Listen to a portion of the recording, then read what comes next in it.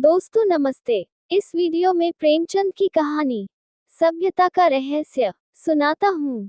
यूं तो मेरी समझ में दुनिया की 1001 बातें नहीं आती। जैसे लोग प्रातः काल उठते ही बालों पर छुरा क्यों चलाते हैं? क्या अब पुरुषों में भी इतनी नजाकत आ गई है कि बालों का बोझ उनसे नहीं संभलता? एक साथ ही सभी पढ़े लिखे आदमियों की आंखें क्यों इतनी कमजोर हो गई है? दिमाग की कमजोरी ही इसका कारण है या और कुछ? लोग किताबों के पीछे क्यों इतने हैरान होते हैं? इत्यादि। लेकिन इस समय मुझे इन बातों से मतलब नहीं। मेरे मन में एक नया प्रश्न उठ रहा है और उसका जवाब मुझे कोई नहीं देता। प्रश्न यह है कि सभ्य कौन है और असभ्य कौन? सभ्यता के लक्षण क्या हैं? सरसरी नजर से देखिए तो इससे ज्यादा आसान और कोई सवाल ही न होगा। बच्चा बच्चा इसका समाधान कर सकता है। लेकिन जरा गौर से देखिए तो प्रश्न इतना आसान नहीं जान पड़ता। अगर कोट पतलून पहनना, टाई हेड कॉलर लगाना, मेज पर बैठकर खाना खाना, दिन में 13 बार कोको या चाय पीना और सिगार पीते हुए चलना सभ्यता है, तो उन गोरों को भी सभ्य कहना पड़ेगा जो सड़क पर बैठकर शाम को कभी कभी टहलते नजर आते हैं, शराब के नशे से आंखें सुर्ख, पैर लड़खड़ाते हुए रास्ता चलने वालों को अनायास छेड़ने की धुन। क्या उन गोरों को सभ्य कहा जा सकता है? कभी नहीं। तो ये सिद्ध हुआ कि सभ्यता कोई और ही चीज है। उसका देह से इतना संबंध नहीं है जितना मन से। मेरे गिने गिने मित्रों में एक राय रत्न किशोर भी हैं। आप बहुत ही सहृदय, बहुत ही उदार, बहुत शिक्षित और एक बड़े ओहदेदार हैं। बहुत अच्छा वेतन पाने पर भी उनकी आमदनी खर्च के लिए काफी नहीं होती। 1/4 वेतन तो बंगले ही की भेंट हो जाती है। इसलिए आप बहुधा चिंतित रहते हैं। रिश्वत तो नहीं लेते, कम से कम मैं नहीं जानता। हालांकि कहने वाले कहते हैं, लेकिन इतना जानता हूं कि वह भत्ता बढ़ाने के लिए दौरे पर बहुत रहते हैं। यहाँ तक कि इसके लिए हर साल बजट की किसी दूसरे मद से रुपये निकालने पड़ते हैं। उनके अफसर कहते हैं, इतने दौरे क्यों करते हो? तो जवाब देते हैं, इस जिले का काम ही ऐसा है कि जब तक खूब दौरे न किए जाएं रियाया शांत नहीं रह सकती। लेकिन मजा तो यह है कि राय साहब उतने दौरे वास्तव में नहीं करते जितने कि अपने रोजनामचे में लिखते हैं। उनके पड़ाव शहर से 50 मील पर होते हैं। खेमे वहां गड़े रहते हैं, कैंप के अमले वहां पड़े रहते हैं और राय साहब घर पर मित्रों के साथ गपशप करते रहते हैं। पर किसी की मजाल है कि राय साहब की नेक नियति पर संदेह कर सके। उनके सभ्य पुरुष होने में किसी को शंका नहीं हो सकती। एक दिन मैं उनसे मिलने गया। उस समय वह अपने घसियारे दमड़ी को डांट रहे थे। दमड़ी रात दिन का नौकर था, लेकिन घर रोटी खाने जाया करता था। उसका घर थोड़ी ही दूर पर एक गांव में था। कल रात को किसी कारण से यहाँ न आ सका, इसलिए डांट पड़ रही थी। राय साहब, जब हम तुम्हें रात दिन के लिए रखे हुए हैं तो तुम घर पर क्यों रहे? कल के पैसे कट जाएंगे। दमड़ी, हजूर, एक मेहमान आ गए थे, इसी से न आ सका। राय साहब, तो कल के पैसे उसी मेहमान से लो।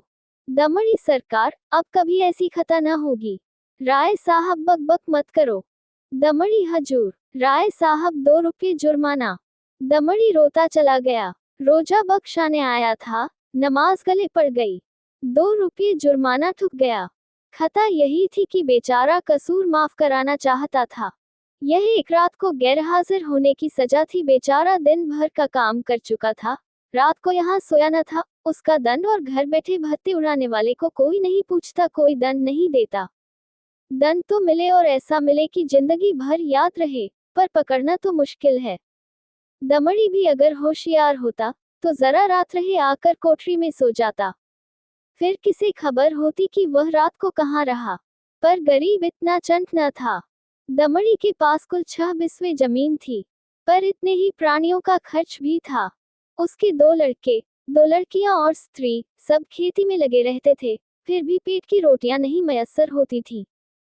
इतनी जमीन क्या सोना उगल देती? अगर सब के सब घर से निकल मजदूरी करने लगते तो आराम से रह सकते थे। लेकिन मौरूसी किसान मजदूर कहलाने का अपमान न सह सकता था। इस बदनामी से बचने के लिए 2 बैल बांध रखे थे। उसके वेतन का बड़ा भाग बैलों के दाने चारे ही में उड़ जाता था। ये सारी तकलीफें मंजूर थी, पर खेती छोड़कर मजदूर बन जाना मंजूर न था। किसान की जो प्रतिष्ठा है वह कहीं मजदूर की हो सकती है, चाहे वह रुपया रोज ही क्यों न कमाए। किसानी के साथ मजदूरी करना इतने अपमान की बात नहीं। द्वार पर बंधे हुए बैल उसकी मान रक्षा किया करते हैं, पर बैलों को बेचकर फिर कहाँ मुंह दिखलाने की जगह रह सकती है। एक दिन राय साहब उसे सर्दी से कांपते देखकर बोले, कपड़े क्यों नहीं बनवाता? कांप क्यों रहा है? दमड़ी सरकार, पेट की रोटी तो पूरा ही नहीं पड़ती, कपड़े कहाँ से बनवाऊं? राय साहब बैलों को बेच क्यों नहीं डालता? सैकड़ों बार समझा चुका, लेकिन न जाने क्यों इतनी मोटी सी बात तेरी समझ में नहीं आती। दमड़ी सरकार, बिरादरी में कहीं मुंह दिखाने लायक न रहूंगा। लड़की की सगाई न हो पाएगी, जाति से बाहर कर दिया जाऊंगा। राय साहब, इन्हीं हिमाकतों से तुम लोगों की ये दुर्गति हो रही है। ऐसे आदमियों पर दया करना भी पाप है। मेरी तरफ फिर कर क्यों मुंशी जी, इस पागलपन का भी कोई इलाज है। जाड़ों में मर रहे हैं, पर दरवाजे पर बेल जरूर बांधेंगे। मैंने कहा, जनाब, ये तो अपनी अपनी समझ है। राय साहब, ऐसी समझ को दूर से सलाम कीजिए। मेरे यहाँ कई पुश्तों से जन्माष्टमी का उत्सव मनाया जाता था। कई हजार रुपयों पर पानी फिर जाता था, गाना होता था, दावतें होती थी, रिश्तेदारों को न्योते दिए जाते थे, गरीबों को कपड़े बांटे जाते थे। वालिद साहब के बाद पहले ही साल मैंने उत्सव बंद कर दिया। फायदा क्या? मुफ्त में 4-5 हजार की चपत खानी पड़ती थी। सारे कस्बे में वावेला मचा, आवाजें कसी गईं, किसी ने नास्तिक कहा, किसी ने ईसाई बनाया, लेकिन यहाँ इन बातों की क्या परवाह। आखिर थोड़े ही दिनों में सारा कोलाहल शांत हो गया। अजी, बड़ी दिल लगी थी। कस्बे में किसी के यहाँ शादी हो, लकड़ी मुझसे ले पुश्तों से यह रस्म चली आती थी। वालिद तो दूसरों से दरख्त मोल लेकर इस रस्म को निभाते थे।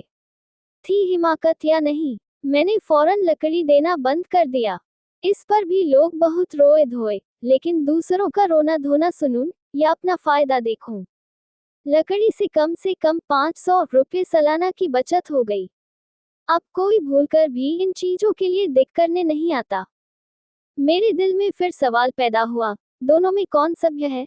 कुल प्रतिष्ठा पर प्राण देने वाले मूर्ख दमड़ी, या धन पर कुल मर्यादा को बलि देने वाले राय रतन किशोर? राय साहब के इजलास में एक बड़े माके का मुकदमा पेश था। शहर का एक रईस खून के मामले में फंस गया था। उसकी जमानत के लिए राय साहब की खुशामदेह होने लगी। इज्जत की बात थी। रईस साहब का हुक्म था कि चाहे रियासत बिक जाए, पर इस मुकदमे से बेदाग निकल जाऊं। डालियां लगाई गईं, सिफारिशें पहुंचाई गईं, पर राय साहब पर कोई असर न हुआ। रईस के आदमियों को प्रत्यक्ष रूप से रिश्वत की चर्चा करने की हिम्मत न पड़ती थी।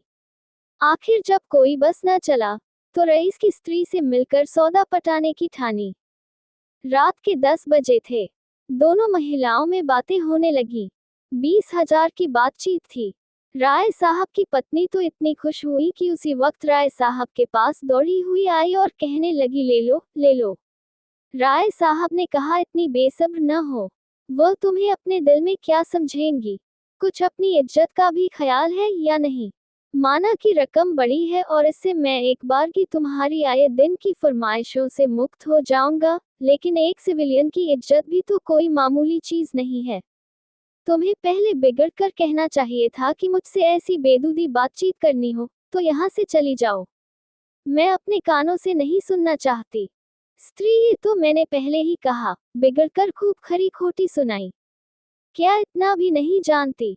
बेचारी मेरे पैरों पर सर रखकर रोने लगी। राय साहब, ये कहा था कि राय साहब से कहूंगी तो मुझे कच्चा ही चबा जाएंगे। ये कहते हुए राय साहब ने गदगद होकर पत्नी को गले लगा लिया। स्त्री, अजी, मैं न जाने ऐसी कितनी ही बातें कह चुकी, लेकिन किसी तरह टाले नहीं टलती। रो रो कर जान दे रही है। राय साहब, उससे वादा तो नहीं कर लिया?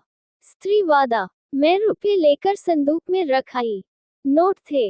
राय साहब, कितनी जबरदस्त अहमक हो, न मालूम ईश्वर तुम्हें कभी समझ भी देगा या नहीं। स्त्री, अब क्या देगा? देना होता तो दे न दी होती। राय साहब, हाँ मालूम तो ऐसा ही होता है। मुझसे कहा तक नहीं और रुपये लेकर संदूक में दाखिल कर लिए। अगर किसी तरह बात खुल जाए तो कहीं का न रहूं। स्त्री, तो भाई सोच लो, अगर कुछ गड़बड़ हो तो मैं जाकर रुपये लौटा दूं। राय साहब फिर वही हिमाकत। अरे, अब तो जो कुछ होना था हो चुका। ईश्वर पर भरोसा करके जमानत लेनी पड़ेगी। लेकिन तुम्हारी हिमाकत में शक नहीं। जानती हो, ये सांप के मुंह में उंगली डालना है। ये भी जानती हो कि मुझे ऐसी बातों से कितनी नफरत है, फिर भी बेसब्र हो जाती हो। अब की बार तुम्हारी हिमाकत से मेरा व्रत टूट रहा है। मैंने दिल में ठान लिया था कि अब इस मामले में हाथ न डालूंगा, लेकिन तुम्हारी हिमाकत के मारे जब मेरी कुछ चलने भी पाए। स्त्री मैं जाकर लौटाए देती हूँ। राय साहब और मैं जाकर जहर खाए लेता हूँ। इधर तो स्त्री पुरुष में यह अभिनय हो रहा था, उधर दमड़ी उसी वक्त अपने गांव के मुखिया के खेत से ज्वार काट रहा था। आज वह रात भर की छुट्टी लेकर घर गया था। बैलों के लिए चारे का एक तिनका भी नहीं है। अभी वेतन मिलने में कई दिन की देर थी, मोल ले न सकता था। घर वालों ने दिन को कुछ घास छीलकर खिलाई तो थी, लेकिन ऊंट के मुंह में जीरा। उतनी घास से क्या हो सकता था। दोनों बैल भूखे खड़े थे। दमड़ी को देखते ही दोनों पूंछी खड़ी करके हुंकारने लगे। जब वह पास गया तो दोनों उसकी हथेलियां चाटने लगे। बेचारा दमड़ी मन महसूस कर रह गया। सोचा, इस वक्त तो कुछ हो नहीं सकता, सवेरे किसी से कुछ उधार लेकर चारा लाऊंगा। लेकिन जब 11 बजे रात उसकी आंखें खुली, तो देखा कि दोनों बैल अभी तक नांद पर खड़े हैं। चांदनी रात थी। दमड़ी को जान पड़ा कि दोनों उसकी ओर उपेक्षा और याचना की दृष्टि से देख रहे हैं। उनकी क्षुधा वेदना देखकर उसकी आंखें सजल हो आईं। किसान को अपने बैल अपने लड़कों की तरह प्यारे होते हैं। वह उन्हें पशु नहीं, अपना मित्र और सहायक समझता। बैलों को भूखे खड़े देखकर नींद आंखों से भाग गई। कुछ सोचता हुआ उठा, हंसियां निकाली और चारे की फिक्र में चला। गांव के बाहर बाजरे और ज्वार के खेत खड़े थे। दमड़ी के हाथ कांपने लगे, लेकिन बैलों की याद ने उसे उत्तेजित कर दिया। चाहता तो कई बोझ काट सकता था, लेकिन वह चोरी करते हुए भी चोर न था। उसने केवल उतना ही चारा काटा जितना बैलों को रात भर के लिए काफी हो। सोचा, अगर किसी ने देख भी लिया तो उससे कह दूंगा, बैल भूखे थे इसलिए काट लिया। उसे विश्वास था कि थोड़े से चारे के लिए कोई मुझे पकड़ नहीं सकता। मैं कुछ बेचने के लिए तो काट नहीं रहा हूँ, फिर ऐसा निर्दयी कौन है जो मुझे पकड़ ले। बहुत करेगा, अपने दाम ले लेगा। उसने बहुत सोचा। चारे का थोड़ा होना ही उसे चोरी के अपराध से बचाने को काफी था। चोर उतना काटता जितना उससे उठ सकता। उसे किसी के फायदे और नुकसान से क्या मतलब। गांव के लोग दमड़ी को चारा लिए जाते देखकर बिगड़ते जरूर, पर कोई चोरी के इल्जाम में न फंसाता। लेकिन संयोग से हल्के के थाने का सिपाही उधर जा निकला। वह पड़ोस के एक बनिए के यहाँ जुआ होने की खबर पाकर कुछ ऐंठने की टोह में आया था। दमड़ी को चारा सिर पर उठाते देखा तो संदेह हुआ, इतनी रात गए कौन चारा काटता है। हो न हो कोई चोरी से काट रहा है। डांट कर बोला, कौन चारा लिए जाता है, खड़ा रह। दमड़ी ने चौंक कर पीछे देखा तो पुलिस का सिपाही। हाथ पांव फूल गए, कांपते हुए बोला, हुजूर, थोड़ा ही सा काटा है, देख लीजिए।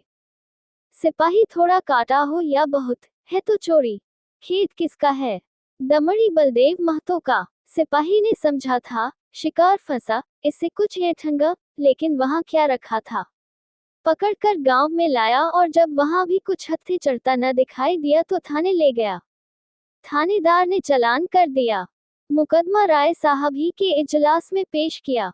राय साहब ने दमड़ी को फंसे हुए देखा तो हमदर्दी के बदले कठोरता से काम लिया।